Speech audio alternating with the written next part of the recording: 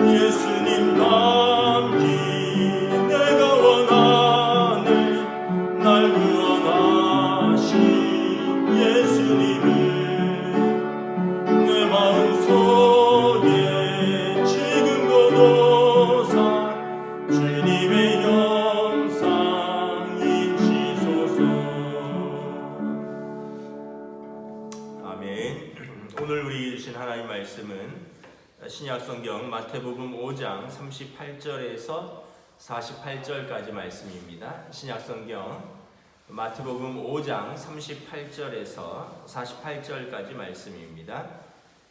다 찾으신 줄 알고 저 여러분이 한 절씩 교도하겠습니다. 또 눈은 눈으로 이는 이로 갚으라 하였다는 것을 너희가 들었으나 나는 너희에게 이르노니 악한 자를 대적하지 말라. 누구든지 내 오른편 뺨을 치거든 왼편도 돌려대며 또 너를 고발하여 속옷을 가지고자 하는 자에게 겉옷까지도 가지게 하며 또 누구든지 너로 억지로 오리를 가게 하거든 그 사람과 심리를 동행하고 내게 구하는 자에게 주며 내게 꾸고자 하는 자에게 거절하지 말라. 또 내 이웃을 사랑하고 내 원수를 미워하라 하였다는 것을 너희가 들었으나 나는 너희에게 이르노니 너희 원수를 사랑하며 너희를 박해하는 자를 위하여 기도하라. 이같이 한즉 하늘에 계신 너희 아버지의 아들이 되리니 이는 하나님이 그 해를 악인과 선인에게 비추시며 비를 의로운 자와 불의한 자에게 내려주심이라. 너희가 너희를 사랑하는 자를 사랑하면 무슨 상이 있으리요 세리도 이같이 아니하느냐. 또 너희가 너희 형제에게만 무난하면 남보다 더하는 것이 무엇이냐? 이방인들도 이같이 아니하느냐? 그러므로 하늘에 계신 너희 아버지의 온전하심과 같이 너희도 온전하라. 아멘. 할렐루야. 오늘 또 새로운 하루가 시작되었습니다. 우리 토요일이죠. 주말 또 평안하게 안식하시고 충전하시고 내일 주일 온라인 또 주일 예배 때 뵙도록 하겠습니다. 오늘 말씀은 온전하신 주님을 닮아가라 라는 말씀입니다. 38절부터 39절까지 보면 눈은 눈으로 이는 이로 갚으라 했다는 것을 너희가 들었으나 이것은 구약의 율법입니다. 동해복수법, 동태복수법이라고 하는데 똑같은 형태로 벌을 가한다 이런 뜻입니다. 동해복수법입니다. 그래서 눈을 상했으면 눈을 상하게 하고 이를 상했으면 이를 상하게 한다. 왜냐하면 보복이 한도를 지나치지 않도록 하기 위함입니다. 예를 들면 우리가 여러분 내 아이의 이를 상하게 했으면 그러면은 가서 거의 반 죽여놓는 그런 사람들이 있죠. 누가 내 가족의 눈을 상하게 했으면 상대의 눈을 아니라 생명을 빼앗는 일도 있었을 것입니다. 그래서 구약의 율법은 동해복수법, 동태복수법이라고 해서 보복이 가해 한도를 넘어가지 않게 하기 위해서 눈은 눈으로 이는 이로를 아예 율법으로 정해 놓은 것입니다. 그래야지 그 법 한도 안에서만 복수를 하기 때문에 그런 것입니다. 근데 예수님은 뭐라고 말씀하시냐면 복수하지 말라, 악한 자를 대적하지 말라라고 말씀합니다. 39절에 너희는 그렇게 들었으나 율법은 그렇게 말을 하나 나는 너희에게 이르노니 악한 자를 대적하지 말라. 누구든지 내 오른뺨을 치거든 왼편도 돌려대며. 예수님의 가르침은 뭐냐면 보복하지 말고 오히려 악을 선으로 이기라는 것입니다. 악을 악으로 대적하지 말고 악을 선으로 이겨라. 44절에 보면 나는 너희에게 이르노니 원수를 사랑하며 너희를 박해하는 자를 위하여 기도하라. 원수도 사랑해주고 박해하는 자를 위해서 기도하라는 것입니다. 참 어려운 거죠. 여러분 원수를 어찌 사랑하겠습니까? 나를 핍박한 사람을 위해서 어찌 기도를 하겠습니까? 그런데 예수님의 가르침은 세상의 가르침 또는 율법의 가르침을 넘어서는 것이죠.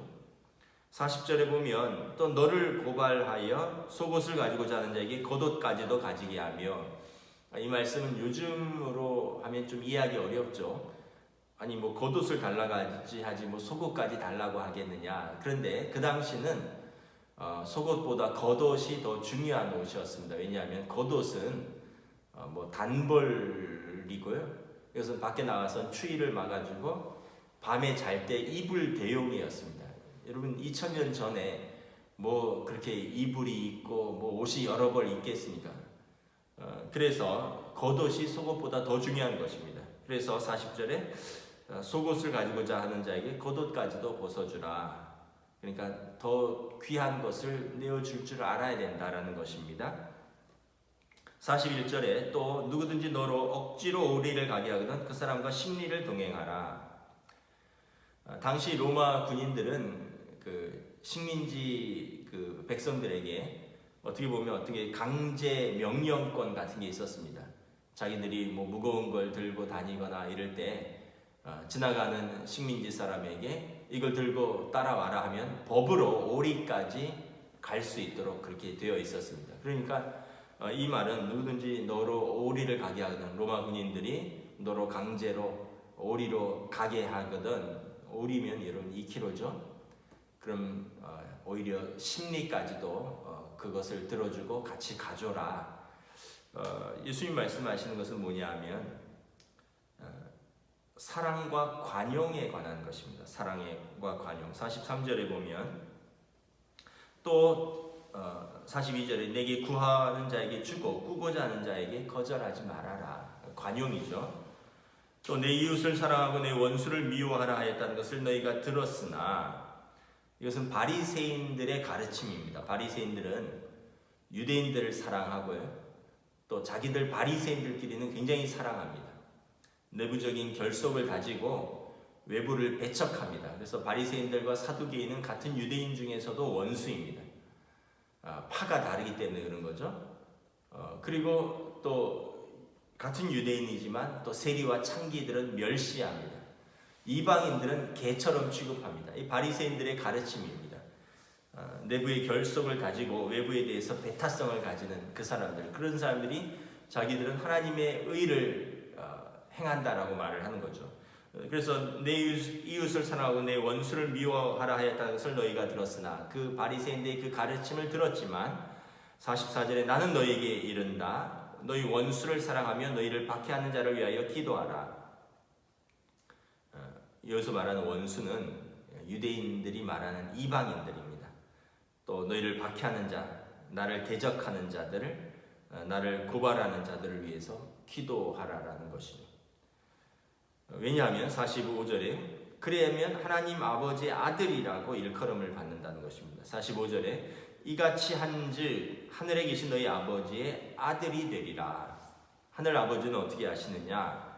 하나님이 그 해를 악인과 선인에게 비추며 비를 의로운 자와 불의한 자에게 내려주십니다. 하나님께서는 악인과 선인에게, 그리고 의로운 자와 불의한 자에게 일단 이 땅에서는 똑같이 은혜를 베푸신다는 것입니다. 그들에게 악인이라고 해를 비추지 않고 불의한 자라고 비를 내리지 않는 것이 아니라 하나님께서는 그 공평한 사랑과 의를 베푸십니다. 물론 마지막에는 최후의 심판을 하실 것입니다. 그러나 그들에게 돌이킬 기회를 주고 또 그들에게 하나님의 의를 보여주십니다. 상대가 불의하다고 하나님도 불의하신 것이 아니라 상대가 불의하지만 하나님은 의로우심을 항상 보여주시는 것이죠. 그러므로 너희도 그렇게 하면 하늘에 계신 너희 아버지의 아들이라 라는 소리를 듣게 된다라는 것입니다. 그런데 우리에게 잘못한 사람 미워하고 또 우리에게 잘하는 사람만 사랑하고 이러면 하나님의 아들이라고 어찌 일컬음을 받겠느냐? 그것은 이방인들도 그렇게 한다는 거죠. 46절에 너희가 너희를 사랑하는 자를 사랑하면 무슨 상이 있으리요? 세리도 이같이 아니하느냐? 세리들도 유대인들이 그렇게 경멸하는 직업이죠. 그 사람들도 자기 사랑하는 사람은 사랑하고 원수는 미워한다는 것입니다. 그럼 너희가 그렇게 산다면 하나님 앞에 무슨 상이 있겠느냐? 47절에 또 너희가 너희 형제에게만 무난하고 남보다 더하는 것이 무엇이냐? 이방인들에게도 이같이 하지 않느냐? 이방인들도 너희 형제들, 다시 말하면 유대인들을 말하는 겁니다. 또 그 중에서도 자기 파, 바리새면 바리새파, 뭐 사두개파면 사두개파, 에세네파면 에세네파, 그런 자기네 형제들에게만, 자기 가족들에게만 무난하면 그것이 무슨 남보다 더하는 사랑이 뭐가 있느냐? 이방인들도 그같이 아니하느냐? 48절에 그러므로 하늘에 계신 너희 아버지 온전하신 것 같이 너희도 온전하라.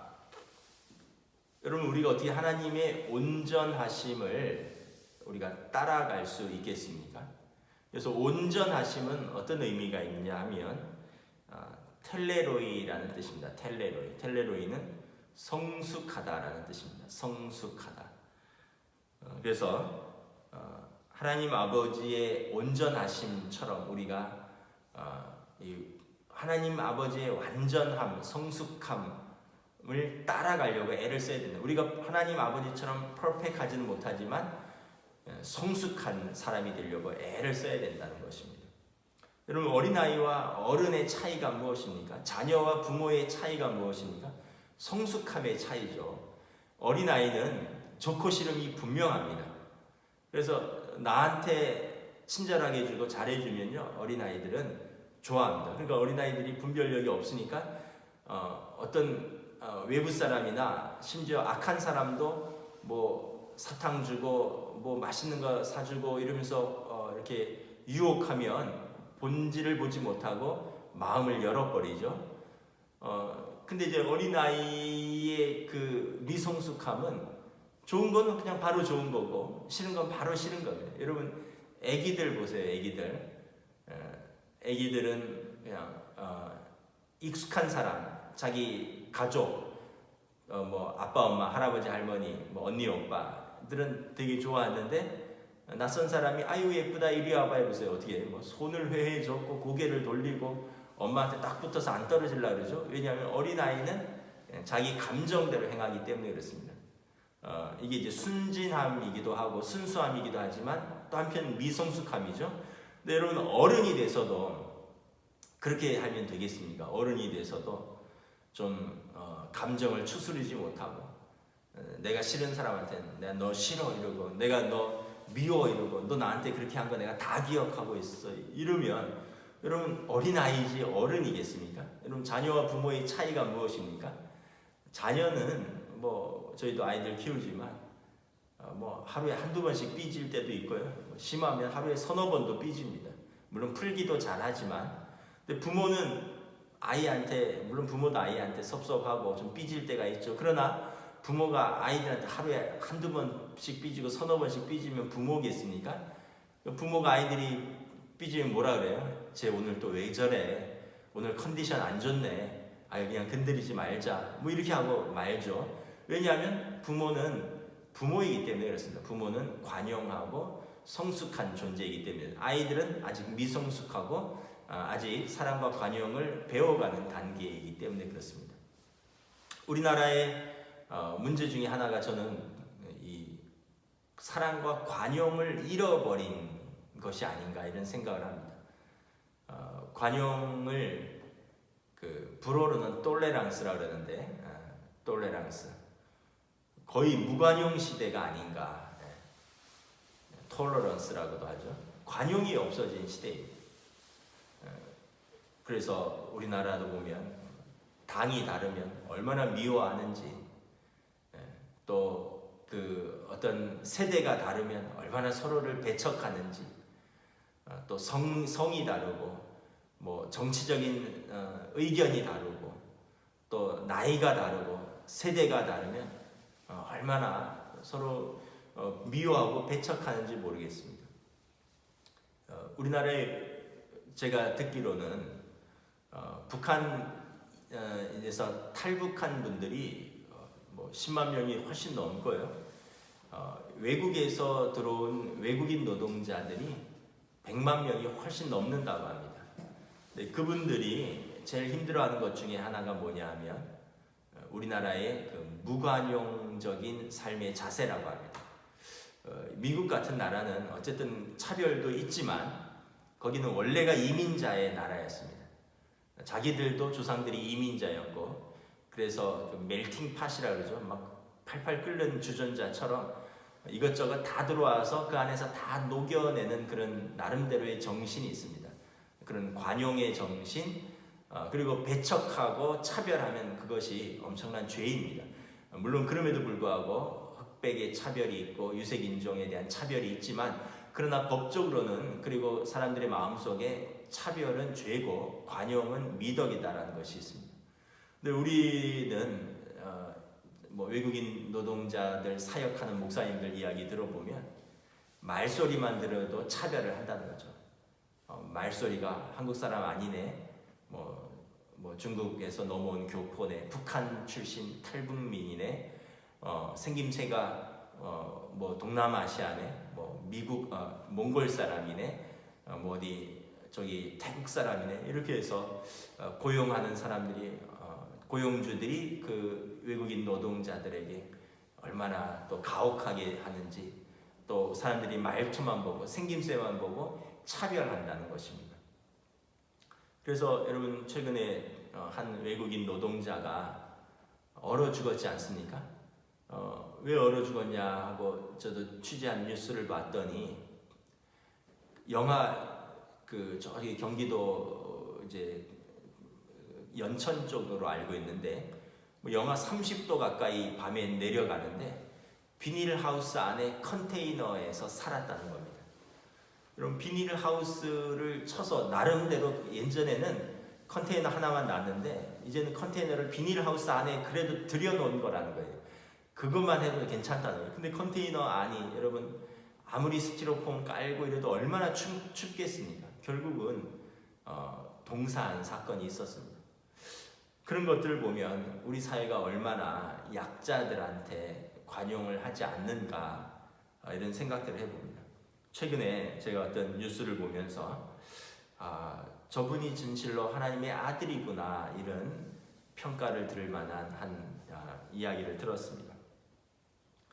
화성 연쇄 살인 사건 8차 살인범이라는 누명을 쓰고 20년을 복역한 윤성여 씨가 있습니다. 윤성여 씨가 우리가 잘 아는 그 화성 연쇄 살인 사건 있죠. 거기에 8차 살인범으로 잡혔습니다. 그때 거의 한 10번 가까이 10여 차례 가까운 연쇄 살인범, 성폭행범이 있었죠. 비 오는 날에 특별히 비 오는 날에 빨간 옷을 입은 이런 여인들을 살해한다고 해서 저희가 한참 중고등학교 때, 대학 때 이제 있었던 사건인데 그분이 1988년도에 잡혔습니다. 그리고 20년간 복역을 했고 최근에 32년 만에 무죄가 선고되었습니다. 근데 이분을 재심을 했는데 박준영 변호사라고 이분의 인터뷰를 제가 들었습니다. 이분은 소아마비입니다. 소아마비인데 소아마비면 다리를 심하게 절잖아요. 그리고 슬리퍼를 신고 그날도 잡혔는데 근처 마을에 13살짜리 여자아이를 성폭행하고 죽였다는 거죠. 근데 그날 소아마비가 1m가 훨씬 넘는 담을 넘었다는 거예요. 그래서 자기는 이제 집에서 자고 있는데 갑자기 경찰들이 들이닥쳐갖고는 잡아서는 불법으로 신문하고 고문하고 때리고 협박하고 이래서 그냥 자기가 했다라고 자백을 했다는 것입니다. 그리고 검찰에서는 부실하게 기소하고 1심, 2심 그리고 대법원까지 워낙 사회적 공분이 큰 사건이니까 제대로 자기는 억울하다라고 계속 호소를 했지만 이건 가혹행위에 의한 자백이다라고 했지만 변호사도 국선 변호사도 믿어주지 않고 그 당시 경찰, 검찰, 법원 온 국민이 다 주목하는 사건이니까 그 8차 살인 사건에 살인자로 몰려서 20년형을 선고받았습니다. 그리고 나서 이분이 이제 실제 범인이 잡혔죠. 32년 만에 이춘재가 잡히면서 이 사람이 8차 범행을 포함한 이 화성 연쇄 살인 사건의 진범임이 밝혀졌습니다. 그리고 이제 재심을 해서 사법부가 무죄를 선고하면서 사과를 했습니다. 그리고 경찰청장이 사과하고 검찰도 부실하게 기소한 것에 대해서 사과를 했습니다. 어쨌든 경찰, 검찰, 사법부가 전체가 사과를 했습니다. 근데 그분이 인터뷰를 했는데 이렇게 인터뷰를 하더라고요. 왜 무죄라면 끝까지 밝히셔야지 왜 포기하고 자신의 무죄를 밝히지 않았습니까? 했더니 자기는 가족도 없고 그리고 초등학교만 졸업을 했고 그리고 몸에 장애도 있고 그래서 그냥 이것이 내 운명인가 라고 생각을 하고 어느 순간 더 이상 이게 저항을 해도 안 되고 무죄를 이야기해도 안 들어주고 하니까 체념하고 받아들였다는 거예요. 그리고 이 사건에 이제 재심을 하고 이 사건이 막 조명되면서 진범이 잡혔다 그러고 이 사람이 억울하게 해서 이제 재판이 진행되면서 이분이 오히려 걱정을 했다고 해요. 내가 내가 무죄로 밝혀지는 것은 감사한데 괜히 이것이 뉴스에 나고 떠들썩하게 되면 감옥에서 나와서 어렵게 잡은 직장에서 이게 알려지고 이게 소문나면 내가 쫓겨날까봐 두려웠다. 그래서 재판도 이렇게 진행되지 않고 그냥 자기가 안고 갔으면 좋겠다 이런 생각도 처음 했다는 거예요. 그러나 어쨌든 이제 재심을 하게 되고 재판을 하게 되고 무죄를 최종 확정되고 사법부와 또 경찰 검찰이 다 사과를 했습니다. 그리고 지금 국가를 대상으로 손해배상 청구를 진행을 하고 있는데 그분이 그런 이야기를 했습니다. 경찰과 검찰을 용서한다. 나를 때린 경찰과 그리고 불법으로 기소한 부실한 기소를 한 검사를 용서한다. 그리고 이춘재 씨도 용서한다. 왜냐하면 그분이 그래도 자기가 8차 살인 사건의 범인이라고 자백을 했기 때문에 내 말을 사람들이 믿어준 거 아니냐. 이춘재 씨한테도 실제 살인범에게도 내가 용서한다. 그래서 기자들이 물었습니다.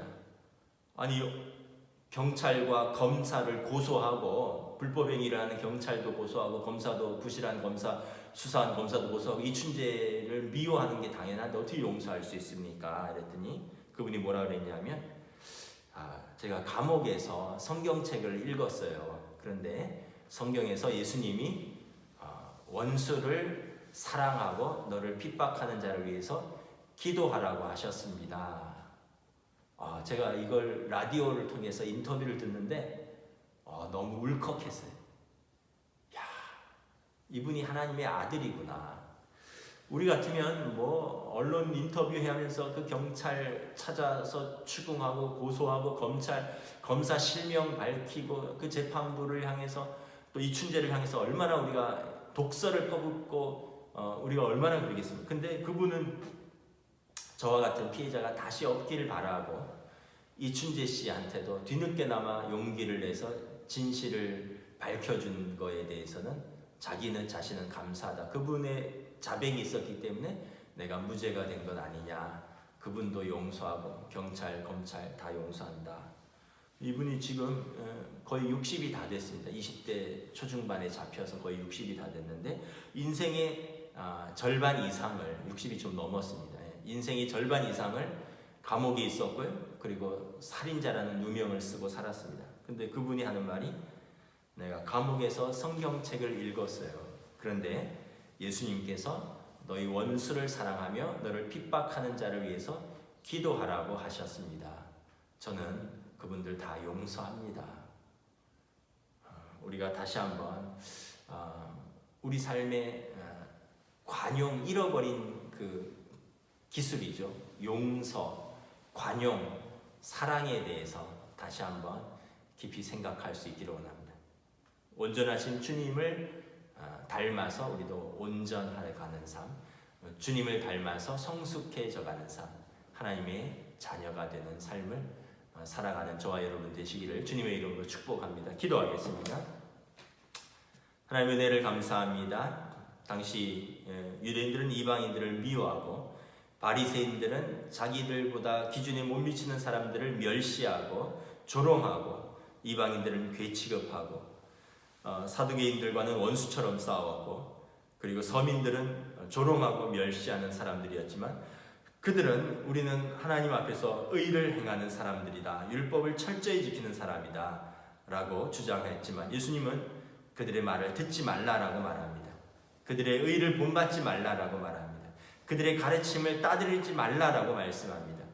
너희는 원수를 사랑하고 너희를 핍박하는 자를 위하여 기도하고 악을 악으로 대적하지 말고 악을 선으로 대적하라. 선으로 악을 이기라 말씀하십니다. 하늘에 계신 하나님 아버지께서 악인과 선인에게 동일하게 해를 주시고 의인과 불의한 자에게 동일하게 비를 주시듯이 너희도 하나님의 하늘에 계신 너희 아버지를 닮아서 온전해가는 삶을 추구하라. 그러면 세상이 너희를 하나님 아버지의 아들이라 일컬음을 받을 것이라 말씀하셨습니다.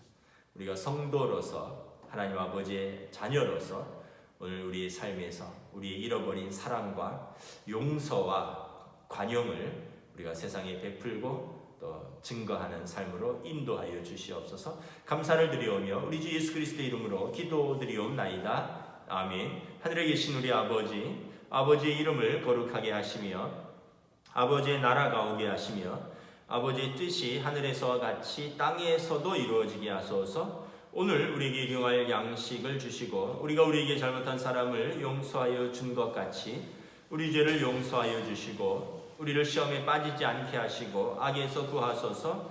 나라와 권능과 영광이 영원히 아버지의 것입니다. 아멘.